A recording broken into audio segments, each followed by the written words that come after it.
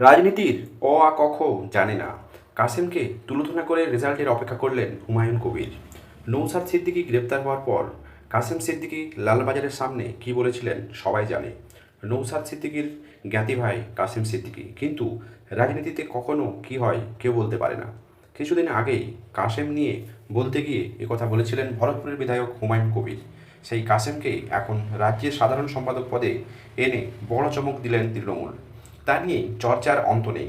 এবার কাসেমের তুলোধনায় হুমায়ুন চাঁচাছোলা আক্রমণ সানিয়ে বললেন, কাসেম সিদ্দিকী রাজনীতির আ ক খ জানে না, ওনাকে নিয়ে কথা বলার কিছু নেই। তৃণমূল সূত্রের খবর, প্রকাশ্যে নয় দলীয় সূত্রে সুপ্রিমো মমতা বন্দ্যোপাধ্যায়ের কাছে গিয়ে ঘাসফুল শিবিরে যোগ দিয়েছিলেন কাসেম, আর তার কিছু সময়ের মধ্যেই পদপ্রাপ্তি। এই ধরনের ঘটনা তৃণমূলের ইতিহাসে শেষ কবে ঘটেছে তা মনে করতে পারছেন না রাজনীতির কারবারিরাও। এই কাসেমের এই দিনে ফের একবার ইতিহাস মনে করালো হুমায়ুন। খানিকটা খোঁচা দিয়ে আবার দলীয় নেতৃত্বের কোর্টে বল ঠেলে দিলেন। ভাঙড়ের বিধায়ক দলীয় কর্মসূচিতে গিয়েও একটা বিশৃঙ্খলভাবে গ্রেপ্তার হয়েছিলেন, এবং সেই সময় লালবাজারের সামনে এই কাসেম সিদ্দিকী তৃণমূল ও তৃণমূল সরকারের বিরুদ্ধে আক্রমণ করেছিলেন, অনেক বাজে বাজে কথাও বলেছিলেন। কিন্তু তাকে নিয়ে পরিকল্পনার জায়গায় তো আমি নেই, সর্বোচ্চ নেতৃত্ব মনে করেছেন, তাই তাকে দলের জায়গা দিয়েছে। ভবিষ্যৎ কথা বলবে এটা ঠিক না ভুল, ভোটে বোঝা যাবে তাকে নিয়ে কাজ কতটা ভালো হয়েছে। বারবার তুলনা নৌসাদের সঙ্গে, কাসেম তৃণমূলের আসতেই বারবার তুলনা চলে আসছে নৌসাদের সঙ্গে। রাজনৈতিক বিশ্লেষকদের বড় অংশের মত, নৌসাদ হাতে যাতে মুসলিম ভোট ব্যাংক খুব না পড়ে সেই কারণেই এখন কাসেমই দলের তুরুপের তাস। সে কারণেই অনেকটাই সাইড লাইনে চলে গিয়েছেন তোহা সিদ্দিকী। তা নিয়ে চাপানোতরও কম হচ্ছে না। যদিও হুমায়ুন কবির বলেছেন নৌসাদ তবু কিছুটা অভিজ্ঞতা হয়েছে রাজনীতির আঙিনায়, কাসেমের সেটাও নেই।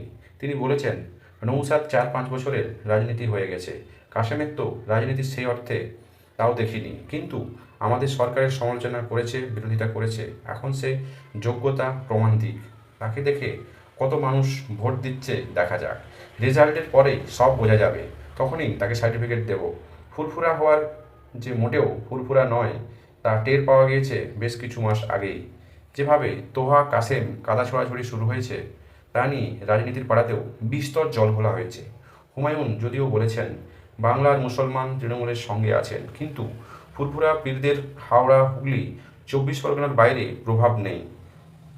তার কথায় হাওড়া হুগলি 2 24 পরগনা মুসলমানদের মধ্যে পীরজাদাদের প্রভাব রয়েছে, বাকি মালদহ এবং উত্তর দিনাজপুর মুসলমানদের শক্ত জায়গা। সবচেয়ে বেশি মুসলমান থাকে মুর্শিদাবাদে। এই জেলাগুলিতে তো বর্তমান হবেই নদীয়ার কিছু অংশেও পীরেদের ভক্ত অনেক বেশি। পীরেদের দেখে তাদের রাজনীতি করে না, পীরেদের দেখে তারা ভোট বক্সে ভোট দেয় না। রাজনীতির আঙ্গিনায় এই কাসেম সিদ্দিকীর আগমন ঠিক কতটা প্রভাব ফেলতে পারে? দর্শক, এই কাসেম সিদ্দিকীর রাজনীতির আগমন প্রসঙ্গে আপনাদের কী কী অভিমত অবশ্যই কমেন্ট বক্সে কমেন্ট করবেন। চ্যানেলে নতুন হলে সাবস্ক্রাইব করে পাশে থাকবেন।